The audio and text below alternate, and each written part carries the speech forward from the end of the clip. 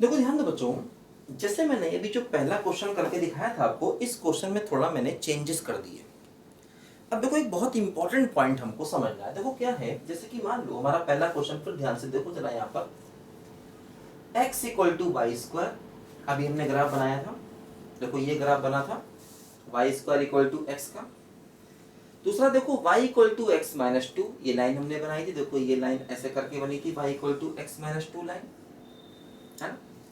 ये पॉइंट था अपना 2,0 और देखो ये वाला पॉइंट था 0-2, है ना।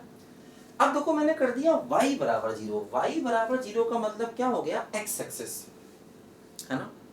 देखो ये y बराबर 0 और y equal to 1। y equal to 1 का मतलब देखो ये लाइन हो गई y इक्वल टू 1। देखो ध्यान दो, अब जैसे सबसे पहला पॉइंट आया कि जैसे 4 ग्राफ दिए गए हैं तो हमें कौन सा एरिया चाहिए, है ना। देखो सबसे पहला पॉइंट ये आया कि अगर ये 4 ग्राफ दिए गए तो हमें कौन सा एरिया चाहिए। अब एक बहुत इंपॉर्टेंट बात ध्यान दो, देखो हमें ऐसा एरिया चाहिए होता है जिसकी बाउंड्रीज ये चारों मिल करके बनाए, मतलब जिसकी बाउंड्रीज में ये चारों के चारों ग्राफ शामिल हों, हमें ऐसा एरिया चाहिए होता है ना। फिर सुन लो, ऐसा एरिया हम निकालते हैं जिसकी बाउंड्रीज में ऑल दी गिवन कर्व होना चाहिए। ये बात सुन लो अच्छे से।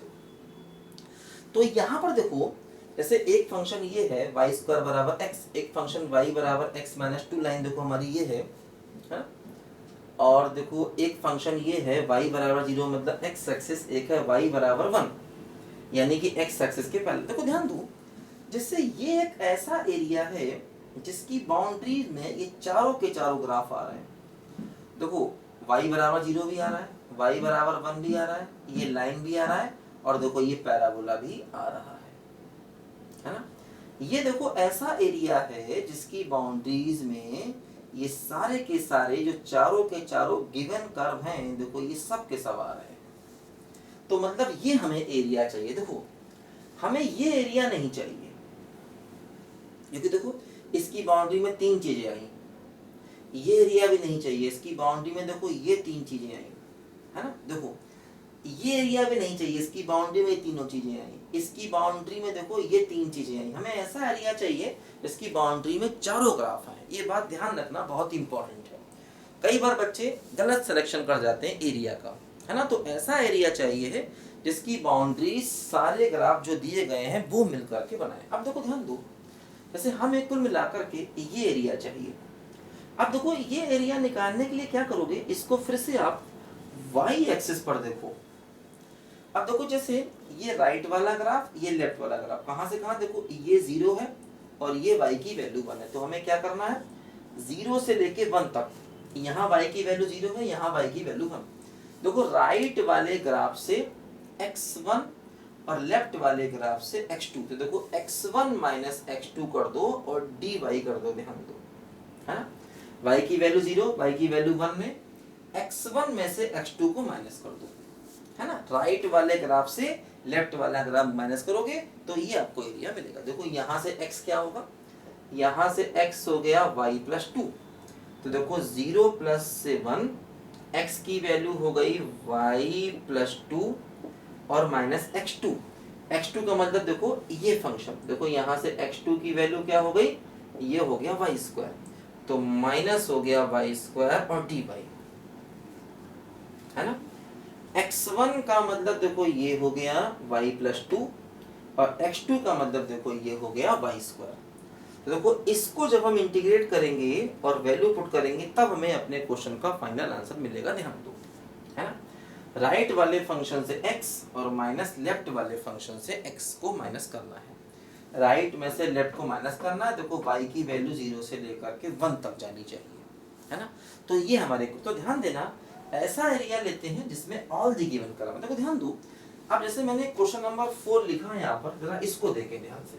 देखो ये क्या है, देखो वही फंक्शन दोबारा है, एक फंक्शन है y स्क्वायर बराबर x, मतलब देखो ये ओपनिंग राइट, है ना। एक फंक्शन है y बराबर x माइनस 2, देखो ये वाली लाइन, और एक फंक्शन है y एक्सिस।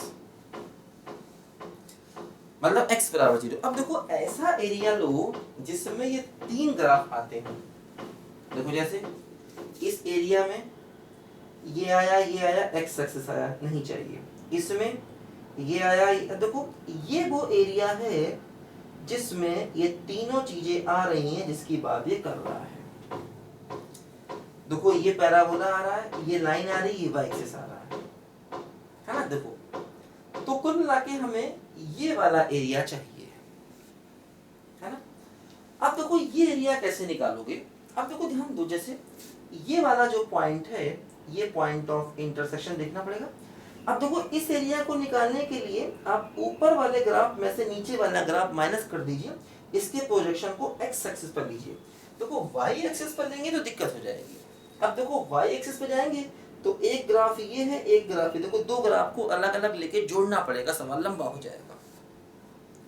अगर हम इसको y एक्सिस पे ले जाएंगे तो एक इसका एरिया निकालें और इसका दोनों। अब देखो अगर हम इसको x एक्सिस पर लें तो ऊपर वाले फंक्शन में से नीचे वाला फंक्शन माइनस कर देंगे, एरिया मिल जाएगा, है ना।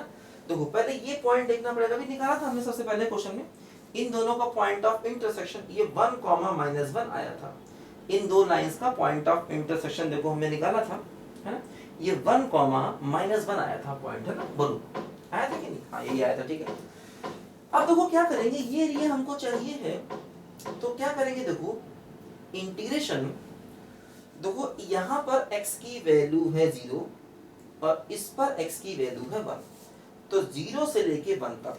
देखो यहाँ x 0 है और इस पर x है 1, तो 0 से 1 तक ऊपर वाले फंक्शन से y की वैल्यू।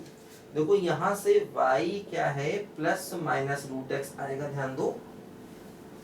अब देखो बहुत इंपॉर्टेंट बात, एक्चुअली देखो ध्यान दो, यहाँ पर ये जो ग्राफ है, देखो ये x एक्सिस के नीचे है तो y की वैल्यू -√x लेंगे, ध्यान देना। तो -√x में से माइनस करेंगे ये y की वैल्यू, और ये y की वैल्यू क्या है बोलो, x-2, ध्यान दो यहाँ पर, है ना।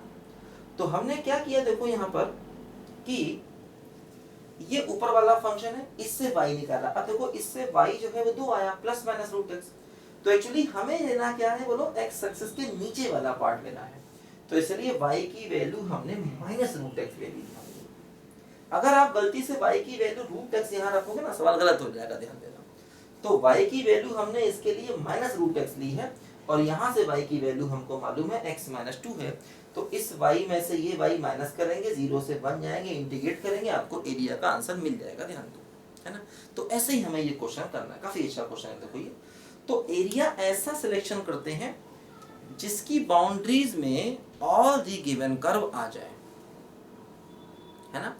एरिया ऐसा सिलेक्ट करेंगे जिसकी बाउंड्रीज में ऑल द गिवन कर्व आ जाए। देखो ऑल द गिवन कर्व तीनों हो गए, पैराबोला हो गया, स्ट्रेट लाइन हो गया, देखो y एक्सिस हो गया, देखो तीनों फंक्शन ये ऑल द गिवन कर्व आ गए, ध्यान दो। और कोई ऐसा एरिया नहीं है जिसमें तीनों चीजें आएंगी, ध्यान दो, है ना। तो इसलिए ये हमें एरिया का सिलेक्शन थोड़ा सोच समझ से करना पड़ेगा।